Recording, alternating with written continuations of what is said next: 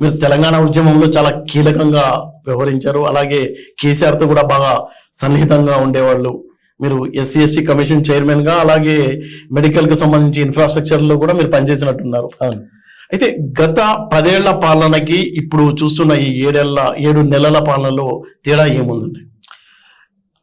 గత పాలన అంటేనేమో కేసీఆర్ గారు 14 సంవత్సరాలు తెలంగాణ ఉద్యమంలో ప్రతి జిల్లాలో, ప్రతి నియోజకవర్గంలో, ప్రతి మండలం మీద ఆయనకు పట్టుండే, అంటే ప్రాంతం మీద పట్టుండే. Okay. At the same time Telangana ఉద్యమం మొదలైన నాటి నుంచి ఆయనకు ఒక ప్రణాళిక ఉండేది.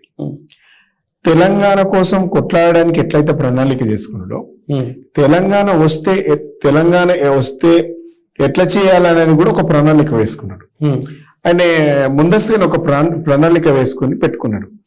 ఈ ప్రాంతానికి నీళ్లు తేవాలి, నీళ్ళతో పాటు ఎన్ని ఎకరాలకు సాగు చేయాలి, ప్రాజెక్టులు ఎట్లా కట్టాలి, ఒకవేళ ప్రాజెక్టులు కడితే ఏం పంటలు వేయించాలి, రైతులను ఎట్లా చేసుకోవాలి, ఇట్లా ఎక్కడెక్కడ ప్రాజెక్టులు కట్టుకోవాలి, ఎక్కడెక్కడ వాటర్ సోర్స్ ఉంది, ఎక్కడెక్కడ లేదు, ఏ జిల్లాలో ఏ పంటలు పడతాయి, అంటే ప్రతి దాని మీద ఒక అవగాహన ఉన్నది ప్రజలు. సో ఆయనకు ఈజీ అయిపోయింది అన్నట్టు ప్రాసెస్.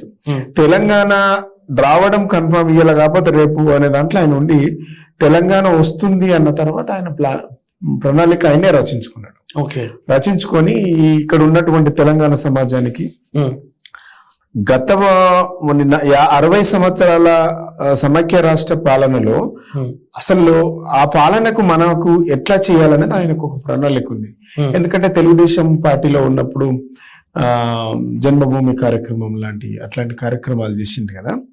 అట్లాంటి కార్యక్రమాలతోని ప్రజల వద్దకు పాలన, ఇట్లాంటి కార్యక్రమాలు కేసీఆర్ గారు సృష్టించినటువంటి కొన్ని సంక్షేమ పథకాలు ఉన్నాయి కదా, వాటి మూలంగా వచ్చినటువంటి ఆదరణ, ఇవన్నీ కేసీఆర్ గారు ఆయనకు సొంతంగా ఎవరు చెప్పాల్సిన పని లేదు, సొంతంగా రాసుకొని వాటిని ఇంప్లిమెంటేషన్ కోసం పెట్టుకున్నాడు. అదే ఈసారి ఓడిపోవడానికి పెద్ద డ్యామేజ్ అయింది. ఇప్పుడు మీరు అన్నట్టు ప్రతిదీ తానే జోక్యం చేసుకుని మొత్తం కల్పించుకొని చేస్తారు అంటున్నారు కదా. కాళేశ్వరం ప్రాజెక్టు కూడా తన జోక్యం వల్లే ఆ ప్రాజెక్టు కుంగిపోయిందన్న ఆరోపణలు అయితే ఉన్నాయి. అదే మేజర్ డ్యామేజ్ అయింది.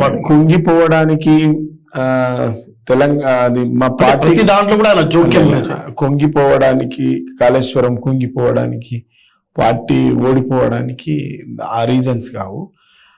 ప్రాజెక్టులా కొన్ని చాలా దగ్గర ప్రాజెక్టులలో మనం సమైక్య రాష్ట్రంలో అప్పుడు నాగార్జున సాగర్ కానివ్వండి, ప్రకాశం బ్యారేజ్ కానివ్వండి, చాలా ప్రాజెక్టులు కాంగ్రెస్ హయాంలో కట్టినవి కూడా దేశంలో చాలా ప్రాజెక్టులకు చిన్న చిన్న సమస్యలు వస్తాయి, పెద్ద ఇష్యూ కాదు అది.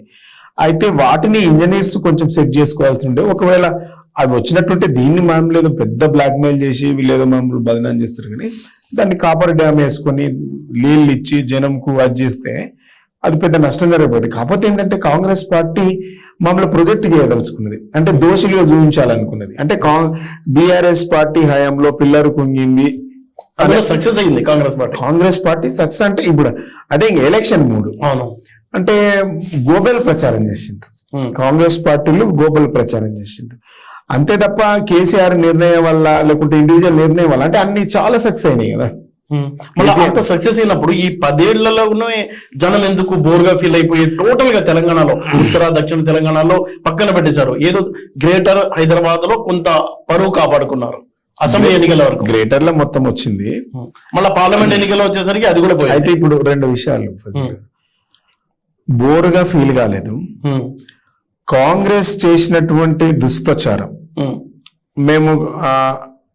మేము క్లారిటీగా తిప్పికొట్టడంలో ఫెయిల్ అయినాం. అంటే కేవలం మాటలకే కేసీఆర్ పరిమితం అయ్యారు, చేతల్లో అసలు ఏమీ లేవు. ఏ ప్రాజెక్ట్ చూసినా మేము కాంగ్రెస్ మా మీద చేస్తున్నటువంటి విష ప్రచారం, కొన్ని యూట్యూబ్ ఛానల్స్ కొంతమందిని వాళ్ళు ప్లానింగ్ ప్రకారం కొంతమందిని చెప్పిందే చెప్పడం, వాళ్ళు ఊకే అబద్ధాలు చెప్పింది ప్రజలు నమ్మిండ్రు. వాటిని ప్రజలు ఎందుకన్నా రిసీవ్ చేసుకున్నారు. ఉద్యమాలు చేసిన ఉస్మానియా యూనివర్సిటీ కూడా ఫర్ ఎగ్జాంపుల్ నిరుద్యోగుల ఇష్యూ ఉంది. నిరుద్యోగులలో మేము 10 సంవత్సరాలలో 115 నోటిఫికేషన్లు ఇచ్చినాం. 115 నోటిఫికేషన్ 110 అంటే మేము చేసినే చెప్పుకోలేదు. ఓకే, వాళ్ళు అబద్ధాలని ఎక్కువ చెప్పిండ్రు. వాళ్ళు అక్కడ సక్సెస్ అయినరు, మేము అక్కడ సక్సెస్ కాలేదు. ఓకే. 115 నోటిఫికేషన్లు ఇస్తే 1,62,000 ఉద్యోగాలు నింపిండ్రు. అవి మేము అనుకున్నంత స్థాయిలో చెప్పలేకపోయినాం ప్రజలకు. ఓకే. ఇప్పుడు 115 నోటిఫికేషన్ అని ఎవరికి తెలియదు. అవును. చెప్పలే. అంటే మేము చేసింది చెప్పుకోవడంలో విఫలమైనాం. మేము చేసిన దాన్ని వాళ్ళు అబద్ధ ప్రచారం చేయడంలో కాంగ్రెస్ వాళ్ళు సక్సెస్ అయ్యారు.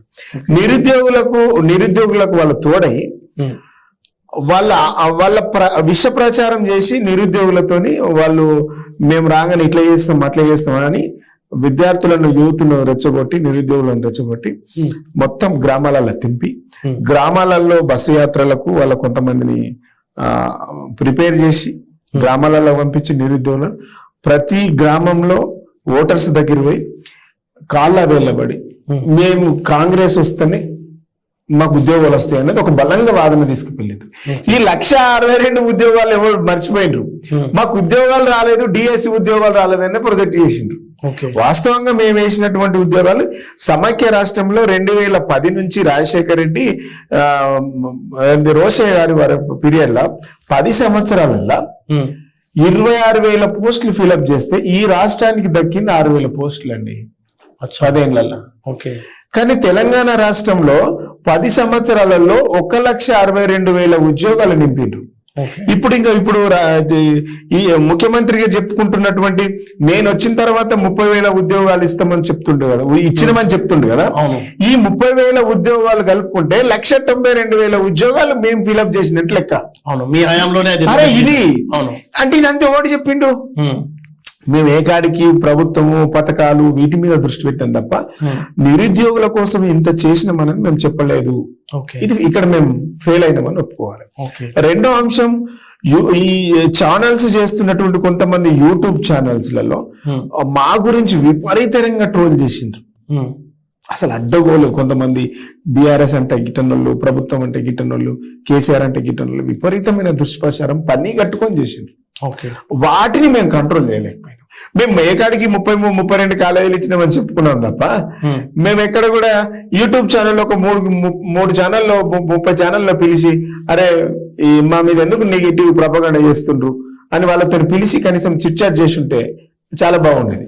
అంటే 33 ఛానళ్ళు చేసినటువంటి కొన్ని యూట్యూబ్ ఛానల్ చేసినటువంటి దుష్ప్రచారం ప్రజలు నమ్మిండు తప్ప మేము 32 మెడికల్ కాలేజీలు పెట్టినా ఎవరిని నమ్మలే అంటున్నా. అంటే జనాలలో చేసింది చెప్పుకోకపోవడం కూడా మనం అక్కడ ఫెయిల్యూరే. అందుకే ఒక కవి ఏమంటాడంటే, తనకు తాను చెప్పుకోగలగలేని వాడు తన్నుకున్న పైకి రాడు, విజేత అయినా పరాజితుడైనా చెప్పుకున్న వాడిదే చరిత్ర. నువ్వు ఏం చెప్పినా కూడా నువ్వు చేసింది చెప్పుకోగలగాలి. మేము ఎక్కడ చెప్పుకోలేకపోయినాం. మేము పెట్టినన్ని సంక్షేమ పథకాలు ఈ దేశంలో ఎవరు పెట్టలేదు. అసలు ఎంత మంచి ప్రోగ్రామ్స్. 2,200 రూపాయల పెంచి 2,000కి ఇచ్చినాం, 2,000కి పెంచినాం. ఎవరు అడగలే. కళ్యాణ లక్ష్మి అనేది ఎక్కడ, అసలు కళ్యాణ లక్ష్మి అనేటువంటి ప్రోగ్రామే లేదు దేశంలో. ఎక్కడైనా ఉందా కళ్యాణ? ఒకప్పుడు ఇప్పుడు మీరు జర్నలిస్ట్ గా ఉన్నప్పటి నుంచి నేను చూస్తున్నా, మేము విద్యార్థి రాజకీయాలు ఉన్నప్పటి నుంచి మీరు ఉన్నారు. ఆదిలాబాదు, మహబూబ్ నగరు, ఖమ్మము, నల్లగొండ, మహబూబ్ నగరు, ఈ వరంగల్ లాంటి ప్రాంతాలలో, ఏజెన్సీ ప్రాంతాలలో, ట్రైబల్లలో ఆడపిల్ల పెళ్లి చేయలేక ఆడపిల్లలను అమ్ముకున్నటువంటి దుస్థితి చూసినాం కదా. అవును. ఇలా అట్లాంటి ఆడపిల్లలకు భరోసా కల్పించడానికి కేసీఆర్ కళ్యాణ లక్ష్మి అనేటువంటి కార్యక్రమాన్ని తీసుకుని 1,114 ఇచ్చిండు. దానివల్ల ఆ కుటుంబమే ఎన్నో వేల కుటుంబాలకు న్యాయం జరిగింది కదా. దాదాపుగా 11 లక్షల కుటుంబాలకేమో ఆర్థిక సాయం జరిగింది. అంటే ఎవరు చెప్పిండు అది? ఎవరు అడగలే కదా. Hi, this is Swathi. Like చేయండి, షేర్ చేయండి, కమెంట్ చేయండి అండ్ సబ్స్క్రైబ్ చేయండి GRTV. Hi, this is Monica. Please like, share and subscribe GRTV.